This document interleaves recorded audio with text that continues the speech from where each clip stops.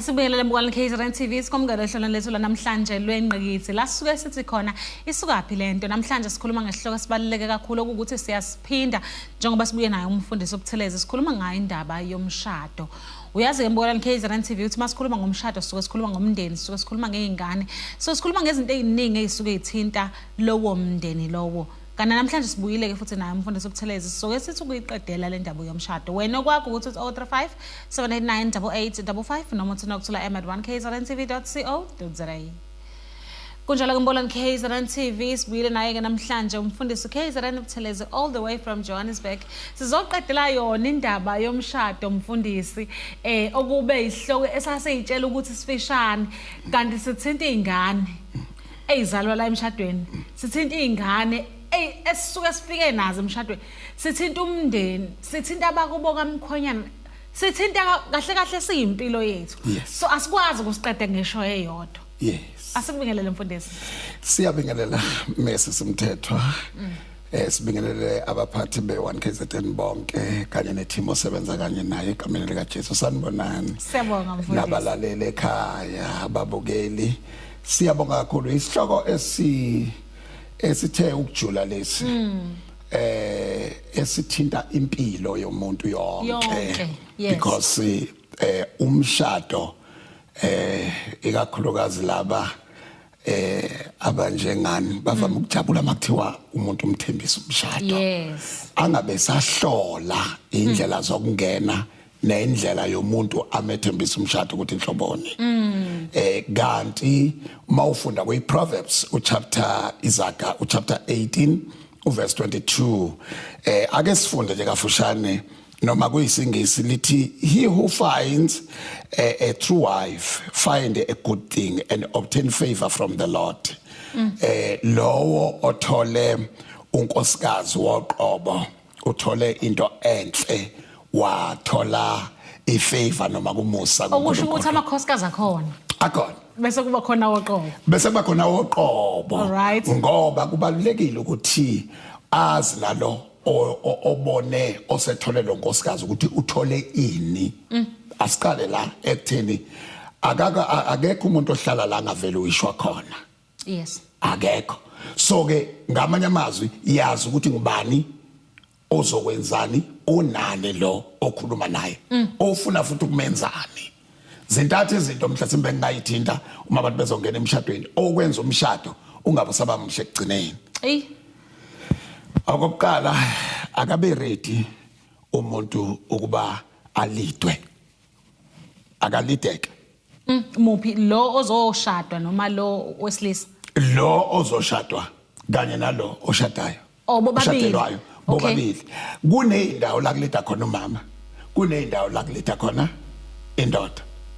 Mfundisi ake ngikumiseke because ngifuna ukuthi ungichazele la umuntu ethi angifuni umuntu ozongiphatha khona nomehluko hlukanani khona la ayindawo leyodwa khona lapho ayivele depart ayindawo because kusho ukuthi wena uqondiswa it's not easy to be connected of which is point number 2.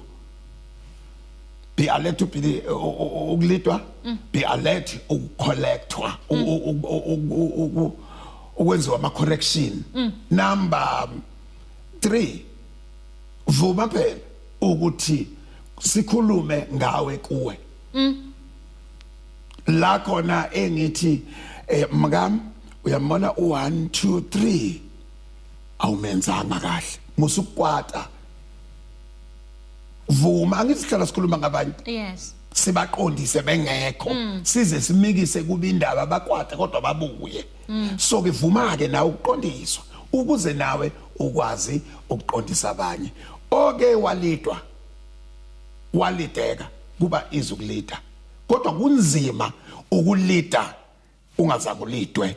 Asibuye emuva ke because ngiyakubona ufuna ukuya ekhaya manje oke walideka kuphi ekhaya oke waphathwa ekhaya wavuma ukuphatha ekhaya kubo ahloniphe obhuti bakhe akwazi ukuayinela obhuti bakhe akwazi uku-advise osisi bakhe uma kungowesilisa akwazi ukubuka efunda kuyise efunda kunina because ukhumbule la ukuthi kusuke kushada abantu ababili abangaze beshade so ke bazofundisana umshado noma kungayiwa kuma counseling, but i-counseling ayikho into emsiza kakhulu ngayo ngoba lo muntu usuke sene certificate, usuke sephasile kodwa angakangeni etestini, usephasile kodwa.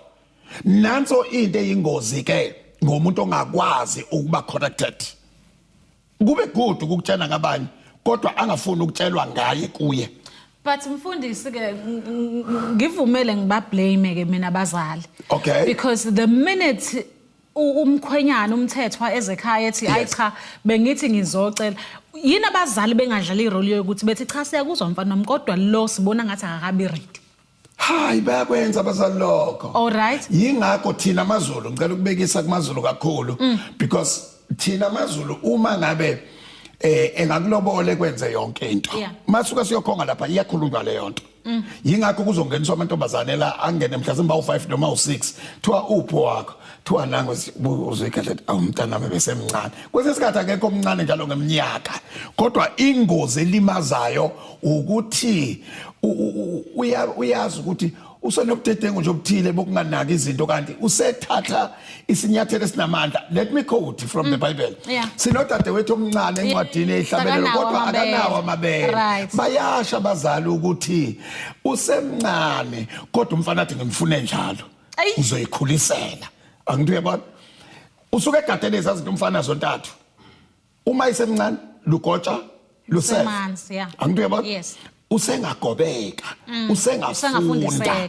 Angithi uyabona so ke uma ekwazile ukutshelwa noma nje semdala kuthiwa isencane lengane ekucula sencane le ubathi hawu izitho sezomile zona kodwa iculo lithi sencane uyibona nje ngale. So ke is very important ukwazi the sensitivity of umshado into umuntu asuke ngena kuyo. Yingakho ngivama ukugcizelela mangishadisa ngithi ukhumbule ukuthi la abantu ababili bayaqala ukushada abayazi lento abangena kuyo akunandaba iminyaka kodwa into abangena kuyo is a sensitive thing. Mfundisi sengizoya ezitolo but angisalise ngokubuza lo mbuzo mhlawumbe uzophendula masibuye because usungibekele kahle wathi abazali bayasho ukuthi ingane encane. Yes.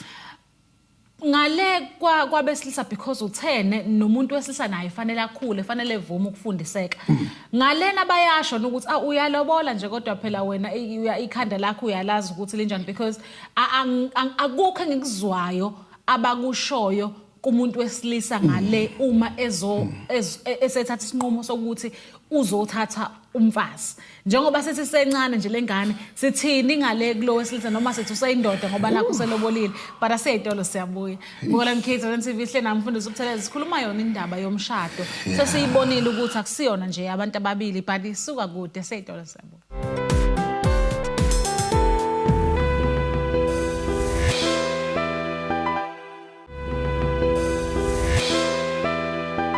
Asibene sikomkele mbona KZN TV sabukela ihlelo lengqithi sikhuluma ngomshado sithi suka kuphi lento indalo uthi umfundisi masikhuluma ngomshado sisuke sikhuluma ngomuntu uqobo. Mfundisi before seyitolo sikhulumile kakhulu ngomuntu wesifazane nokuthi ukahle kahle omalume bayayebesho nje uzomthatha ukuthi kahle kahle emncane bese uthi wena hayi ngizowugoba. But ngapha kubantu besilisa asizizwa lezo inkulumo ezidodezayo ezikhulisayo. Umuntu wesilisa empeleni naye bekumele noma ngithi kwakwenziwa wayidodiswa ukuthi uyabona ke mfana wami manje usungena esigabeni lesi. Kodwa ngenxa yokuhamba kwesikhathi kwafika la khona angayalwa khona. Njenga namhla sebeyayekwa sekuze kusize laba abangabazalwane kuthiwa counseling kusizeke nomfana ohlakaniphile azi ukuthi counseling akusiyo yabantu besimame kuphela kodwa icounseling ngeyabo bobabili ukuze bayazi bangene beqonda lento abazongena kuyo. Yikho ke lokho ukungayalwa komfana okwenza ukuthi umfana mayisefika emshadweni ayiphathe njengoba kade eziphethe ngiyinsizwa mina angilidwa umfazi angitshelwa mina umfazi no baba akazatshelwe umfazi waye kuphi ngoba empeleni masingakhuluma lokho sisinokuthula asikhulumeni iqiniso ukuthi umuzi wakhiwa umfazi umshado banjwa ngumfazi. That's why izwi lenkosi lithi indoda Proverbs 12 chapter 31 elithi indoda iyahlonishwa ngenxa yokukhuthala komfazi wayo. Umsebenzi womfazi wenza indoda yakhe ihlonishwe emasangweni mayingena kwabanye amadoda bese iyahlonishwa. Kodwa uma ngabe nawe uzoyiphathisa noma kanjani wenza noma yini ngoba nakho indoda uyalimala nalo kancane lento osungene kuyo usuyilimazele wena. Miningi imishado abahleli kuya abantu bahleli ngokubekezela because usukhohliwe ukuthi othole umfazi uthole into enhle wenzelwe ifavor uNkulunkulu. Baningi abantu maningi amantombazana amahle iningi insizwa ezinemali kodwa ingashadile ezinemali kodwa inamakhosikazi noma ingashada akakwazi ukuhlala nonkosikazi kuze kuthi uloyiwe kanti uyiloye yena akafundisekile. Hlala phansi fundiseka qondiseka lideka kunesikhathi la khona unkosikazi wakho kodwa engatshela ukuthi namhla bengicela wenza ukuthi wayithatha njengonkosikazi ukuthi kusho unkosikazi uzolimaza uphela phandle lemali kanti unkosikazi ebeyizwe into kwake kwenzeka lapha ebandleni unkosikazi wami sorry it's a sensitive scenario wabezo mama bekhuluma ngento ethile eyizokwenzeka to me and then ekseni kungena ifoni unkosikazi wami ifoni engenayo ithi baba bengicela ngifonela amanye amadoda besicela sidibane endaweni ethile manje kwakuyisande ekseni ndani ngithi mina kulungile singadibana ithi ngigeza masishane ngiyeza uma ngiqhamukela ekitchen from ekamereni athi unkosikazi wami ayi ubani ofunayo bese ngiyamtshela ukuthi ubani bese ethi bengicela ungayi lapha yo ngithi mina why athi ayingizokutshela lo why ngizomphendula mangabe usungivumele wafonela abantu abatshela ukuthi awuyi uzobabona after isonto masiphume esontweni bese ngithatha ifoni ngifone sometime hey angizokukhona ukuza asibonane after isonto bese ethi okay vala ifoni ngiyivale simple ngiyaliteka that's a part ngiyaliteka ngiyacorrecteka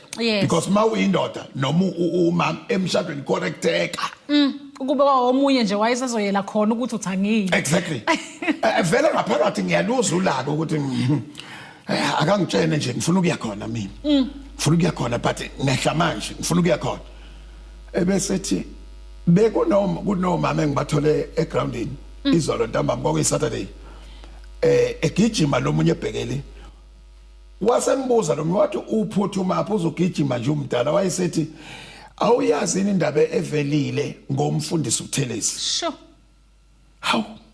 how mako kanjalo okay wasekonzakalana wayesethi ke mayisebuya wathi uzobulawa umfundisi uThelezi kusasa ngudabulawa uzobulawa ilamadoda asengifonela lawa sekubiza la sengibiza fanele ngifexeni Sunday so ke uma ungacorrecteki uyindoda isikhathi singashaya uzofa before time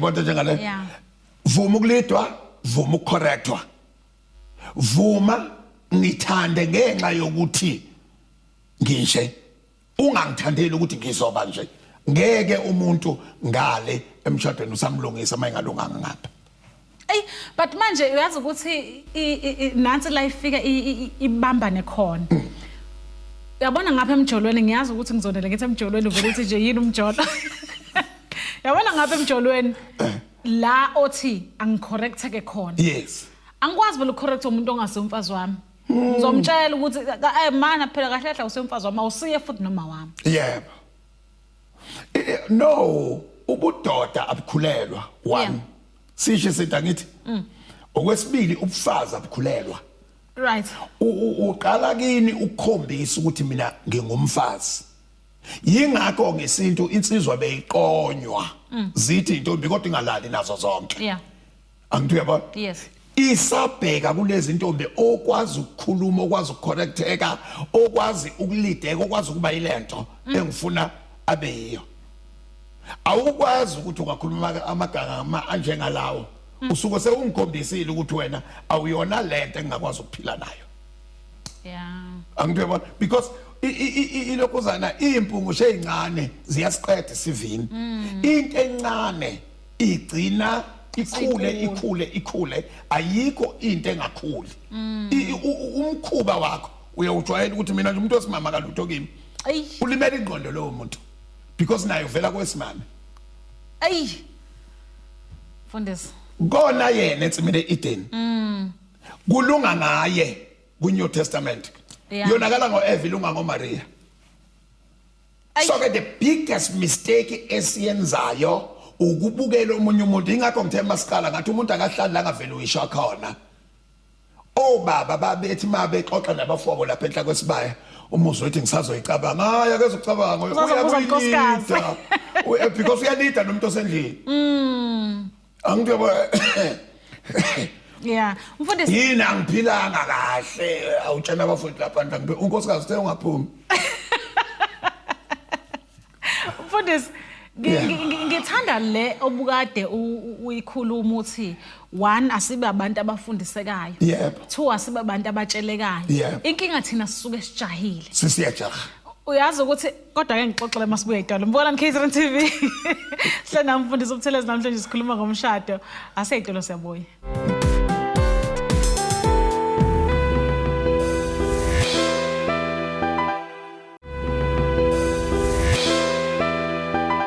Asifuna sikwamukela mbona KZN TV sabuka ihlelo lenqikisi hlena mfundisi uButhelezi namhlanje sikhuluma ngawe sikhuluma ngempilo yakho yazi ukuthi kwesinye isikhathi uthola omunye umuntu akashadile emakhulunywa ngomshado evele ecishe kanti kahle kahle njengoba uanti nje kubalekile ukuthi ulalele because umshado kwamfowenu ufanele uprotect wena mfundisi ngelinye ilanga ngathenjiswa insizwa umshado ngajabula ngaba excited ngithe ngi-excited yasithi hayi awungiphelezele siyokhuluma nomalume masifika kumalume afika libeka udaba hayi umalume ejabula hayi kucaca ukuthi usuku liyaphuma ithe indaba isiphela nje sengithi impela siyaqeda wathi umalume hayi mshana ngiboni ukuthi ngizokwazi ukuthi ngikulobolele ngoba mina ngimlobolela umuntu onepassword efonini ngayibona idelay wathi umalume anibuyele emuva ke niyolungisa indaba yamafoni bese nibuye namafoni enu sizokhuluma indaba yokuyolobola wathi nibuye emva kwamasonto amabili ngabona idelay ukuthi hayi umalume usho afune ngishade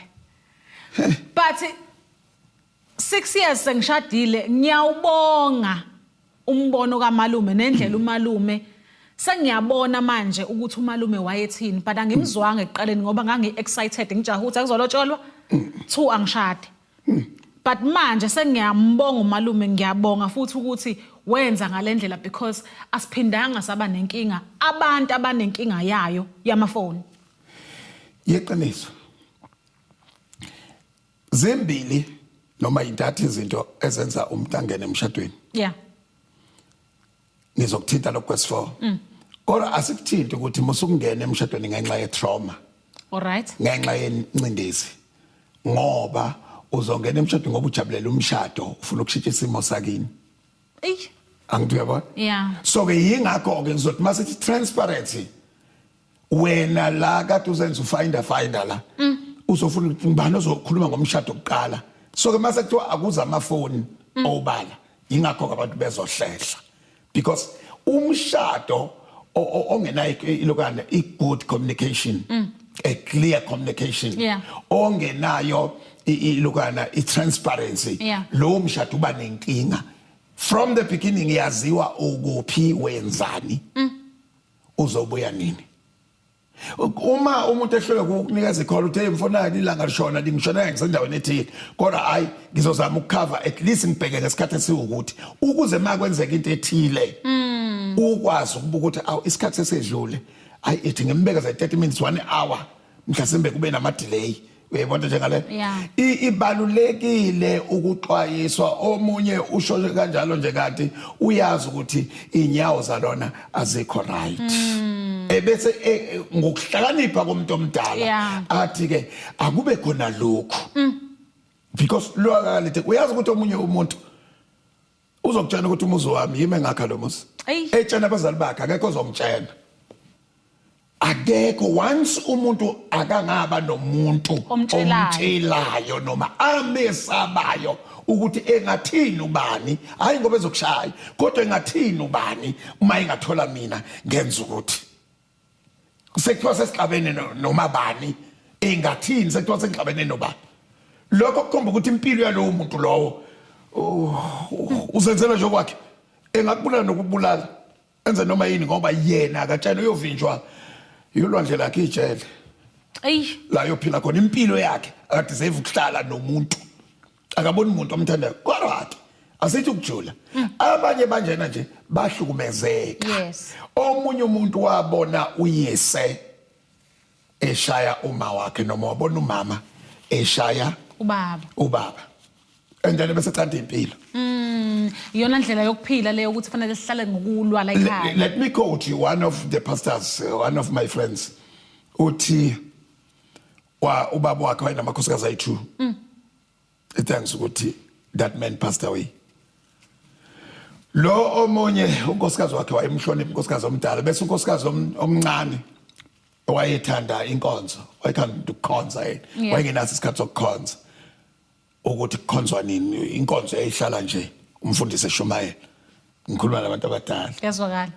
So umamkhulu ubaba kade komamkhulu emini basegcekeni eli1 hlala lapha ya ubaba emini azenzele umsebenzi yakhe uma nje fika umamncane athi baba noma avela amkwatise abese yakwata ubaba atshela indodana yakhe athi ngisawushaya lo yamama ngisawumshaya lo yamama ngesikhathi efika lapha ya amshaye ngempela and then njalo lo mama mabesebenza ubaba nendodana yakhe lapha ubaba uzwakala sithi ngisengiyomshaya after 1 hour 2 hours usawushaya umamncane after isikhathana usawushaya umamncane and then indodana mayisiganwa ubaba wafenga ichazile lento yokushaya umama ushaywa kancane indodana uma isilokuzanile ngicishe ngashiloko ishakulo uma eseshadile ubaba le ndodana isikhulile esishadile yazi ukuthi umfazi uyashaya imshaya kancane fanele umbhukuze ngenduku ibatshena ukuthi uma emshaya uthi ngiyakuthanda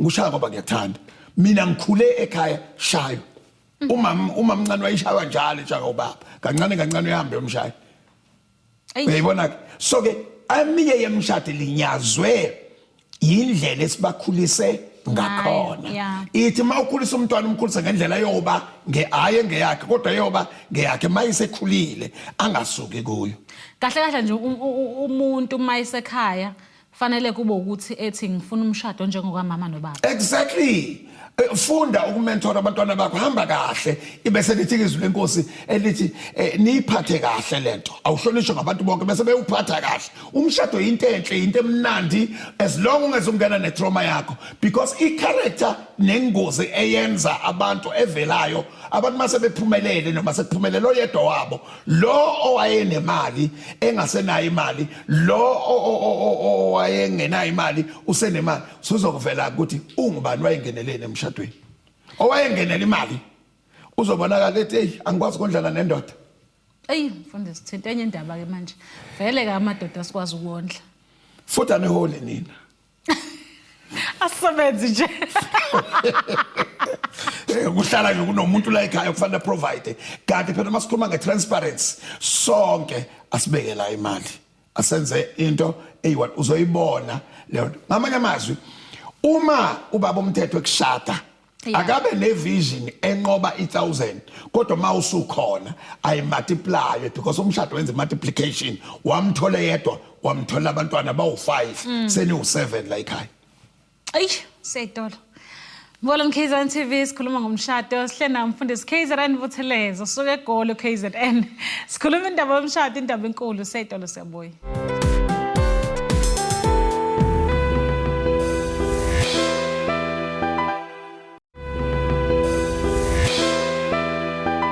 Asipende sikwamukela Mbona KZN TV sabekule uhlelo lwengqikithi sihlena umfundisi Vuthelezo namhlanje sikhuluma yona indaba yomshado umfundisi ke ukhuluma indaba ebalekile wathi umshado awuhlonishwe abantu bonke wangabe usachaza ukuthi obani ubonke but ngizwile mawuthi awuhlonishwa wakhuluma ngalabo abashadile but wasuthi bonke but before ngiye lapho umfundisi ngike ngalalela uYouTube einsukwini ngezwa omunye umfundisi I think waphesheya ekhuluma indaba yokuthi thina siyaya kuma counseling isikhathi esiningi mase sizoshada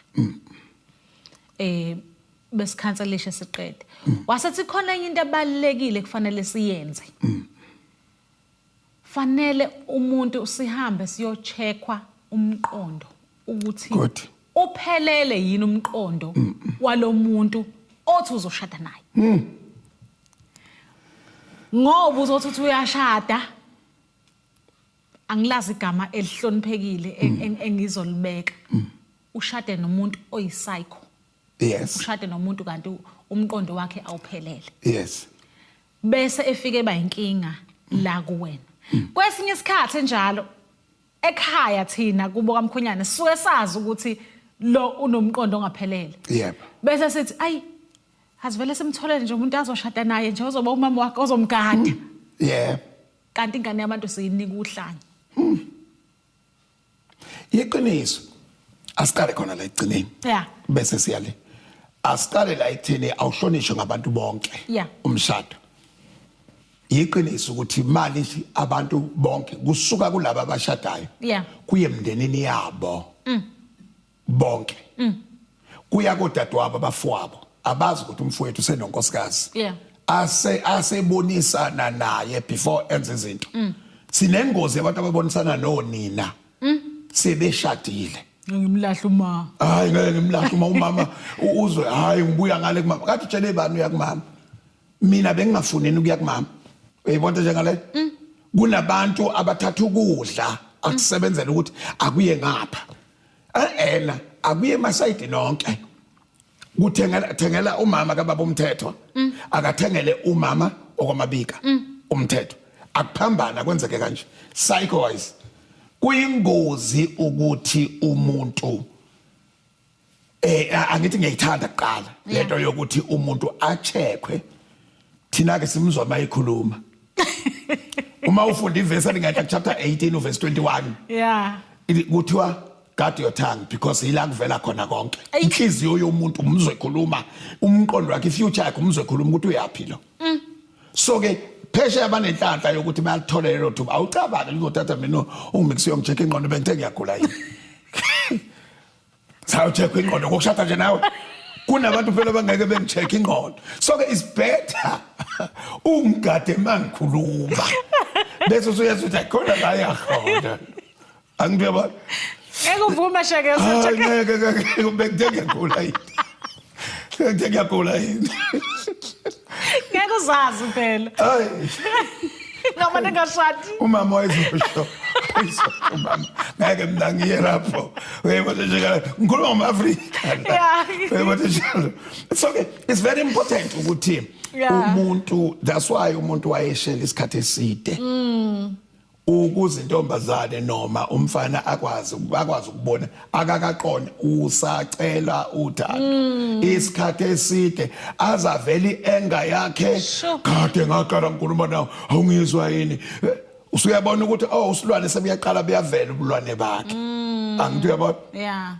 sekuyaqala manje kuyavela ubunjalo balomuntu ngowesimanga noma ngowesilisa so ke is very important ukuthi bahloniphe mkateko limini yini la ishoyo isisaphi indlela akhuluma ngayo iyalumela kimi ingathi umuntu uyazi ukuthi abanye abantu the way bathanda ngakhona imindeni yabo wena makoti na 20 years washada la ekhaya skisi kodwa usaphathwa njengesihambi namanje washiya umndeni wakini that's why izwi lenkosi bese lithi ke izwi lenkosi owesilisa makashiye unina noyise anamathele kumkakhe bese niyahamba ke nowakhe umuzi so that nizoshukashukana nobabili manje ukuthandaza mina nithandaza ngabe lokhu kuthiwa senishonephi kanti nisayothandaza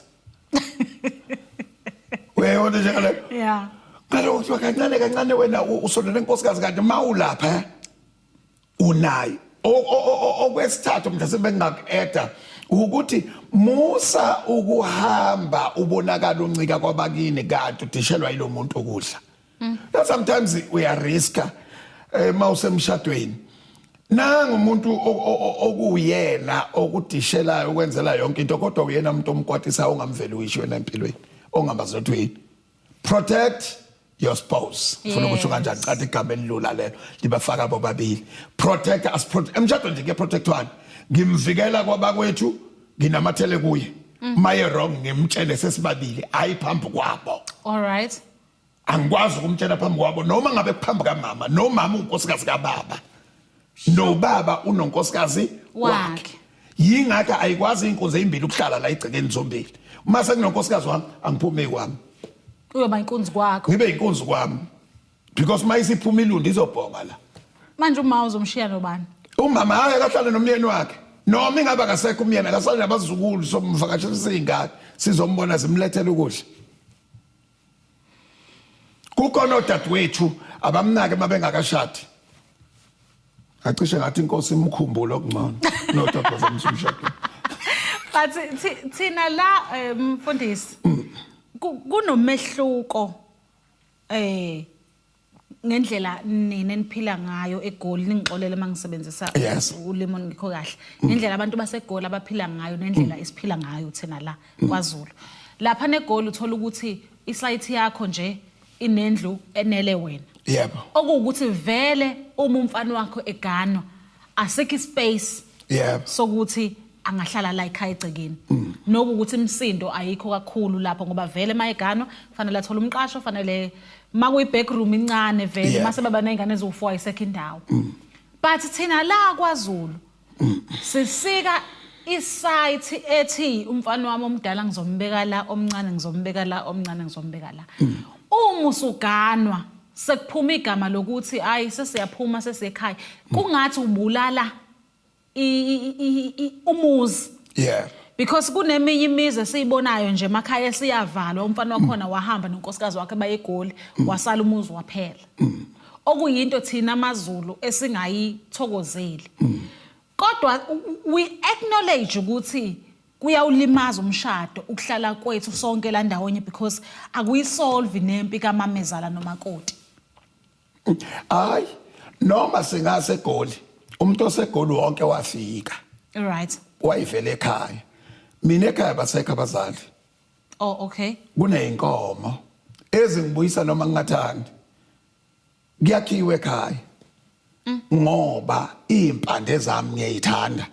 Ufuna ukubuyisana nabasebabhunga abahlala eGoli. Siyabuyela ekhaya ngoba ekugcineni esehambile umpostoli Paul kuthiwa wafunda apha bese khomba uGamaliyeli. Impande ziyafuneka la wavela khona. Okay.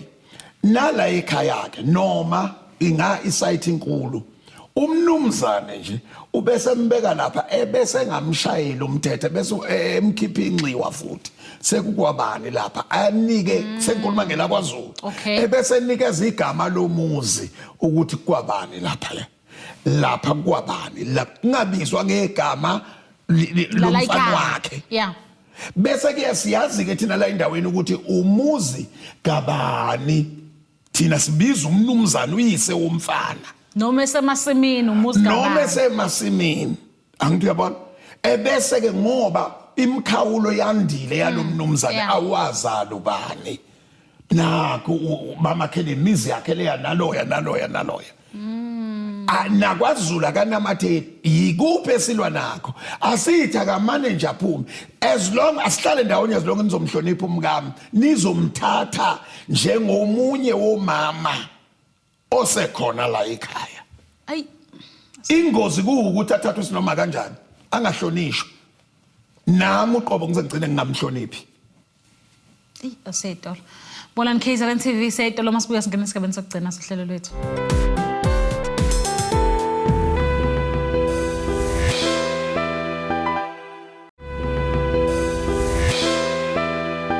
Asipina sikwamukela Bolani KZN TV sabukela uhlelo lengqikithi njengamanje singena esigabeni sokugcina sohlelo lwethu. Udade uShenga fanele simdedele manje akhululeka hambe ebandleni sithemba ukuthi kuningi nekufundile ngeindaba zomshado shenge sesiyagoqa Yes. angikunika ithuba lokuthi usha amazwi wakho okugcina ikakhulukazi ngoba sesike si offline sakhuluma indaba yamakoti osuke ehlele ekhaya egcekeni ukuthi ubani ofanele amprotect. Yes. Yeah.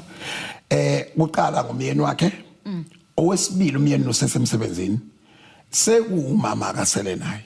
Akamprotect lapha intombi zimhlasela. Uma wami wayekhomba ingozi ko auntie ayibashaye bemhlasela ngoba ubaba engekho. Sure. Athi anti wakho umtshela avula ikhanda endaweni ethile amshaya ngesitikselo sebhodo. Ngabe shayino anti wakho babe ngena bonke bezongihlasela banoma wabo bona la ekhaya yena kanama amakosazilwele akusiyo impilo umama ezala engeza ukuvikela umakoti because yena ufuzwe ilengane esifikile la ekhaya nansi product yakhe nalona ule ufana nefemu uletha umkhiqizo la ekhaya azowuletha akavumeke ukuthi ithi ngivikela ifemu ukuze lo mndeni ungafi. Shenge asivaleni. Siyabonga ngesikhathi sakho nokuthi usivakashele endlini zomsakazo. Yebo. Sibonga kakhulu kubabukeli bonke be1KZN TV. Siyabonga kakhulu sesinokuthula siyabonga kakhulu kubaphathi bonke uNkulunkulu anibusise 076558859 nge-29 November sikuwo lo nyaka 2025 sizobe sine couples meeting ezobe iqala ngo3 ntambama lapha Revelation of Christ Apostolic Mission eBoxback eWindmill Park under Foslorus Boxback. Siyabonga. Sibiziwe. Sibeziwe. Yonke imishado. Sibeziwe. Wozani bakithi wozani lapha kunomnikelo nje wena. Thinte leyo number. Kunomnikelo kuyobe kukhulunywa kujulwa siya ku December singayanga ukuyochitha imishado kodwa sithi singaphila kanjani kamnandi ngo December. Ukuyeka ukuthi ngo December umkakho ebonakala egcwele umjuluko kodwa naye akashaya makeup njengentombi zakhona la ekhaya phuma bemuhle. Asibonga. Siyabonga. Asibonga mbukalani KZN TV sibonga khulu crew on KZN TV yenza inhlelo zethu sibe impumelele. Asithemba ukuthi nolijabulela uhlelo lethu la namhlanje njengoba sikhuluma indaba yomshado sibiziwe bakithi eGoli ngo November 29. Yes. Sizokhuluma indaba yomshado. Bathi umshado awukhulelwa thina sifunda kwabadala. Nathi sibala iminyaka njengoba silalela bona abadala. We've attended enye inkonzo yama couples khona lapha na kumfundisi uShenge ungomunye wabantu esithi masibuka umshado sithi sibukela kuyena. Angeke uzuyiphile lempilo yomshado wedwa. Angeke uzukwazi ukuphumelela ungezofundiseka ungezotsheleka. Qedile kugeqa amagula umfundisi Shenge asibonane ngokuzayo ke senthanda Bongwe.